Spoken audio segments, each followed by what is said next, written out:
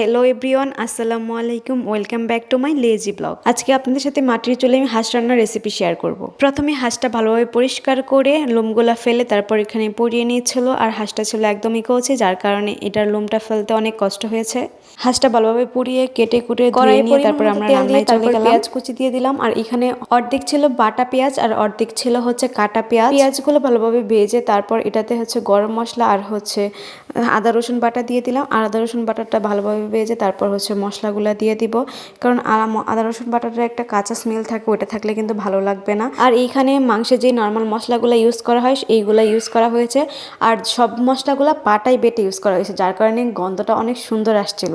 তারপর আমি ধুয়ে রাখা মাংসগুলো দিয়ে দিলাম। মাংসগুলো দিয়ে এটা কিন্তু ভালোভাবে কষাতে হবে, কারণ হাঁসে কিন্তু একটা বাজে স্মেল থাকে, এটা ভালোভাবে না কষালে একদমই ভালো লাগবে না খেতে। হাঁসের মাংসে অনেকগুলো ভিডিওতে দেখেছি আস্ত রসুন ইউজ করে, কিন্তু আমরা এখানে ফালি ফালি করা রসুনগুলো ইউজ করেছি। হাঁসের মাংসে কিন্তু একটা বাজে স্মেল থাকে, তার কারণে এখানে একটু মশলা বেশি এক্সট্রা ইউজ করতে হয়, রসুনটা একটু বেশি ইউজ করতে হয়। মাংসেতে অল্প কিছু আলু দিয়েছিলাম, সবাই বলতেছিল আলু দিলে ভালো লাগবে। এগুলো হচ্ছে নতুন আলু কিন্তু মাংসতে দিলে এমনিতেও ভালো লাগে। সেটা ভালোভাবে কষিয়ে এখানে জল দিয়ে দিলাম পরিমাণ মতো সিদ্ধ হওয়ার জন্য। আর এখানে আমরা বেশি জল দিব না, সিদ্ধ হতে যতটুকু পানি দরকার ততটুকুই দিয়েছি, কারণ এখানে আমরা বেশি জল রাখবো না, হালকা জল রাখবো। এই পর্যায়ে আমার মাংসটা হয়ে এসেছে, নামিয়ে নিয়ে তারপর গরম গরম দোয়া ওঠা বাদ দিয়ে হাঁসের মাংস খেলাম। আমার কাছে ওভারঅল ভালোই লেগেছে।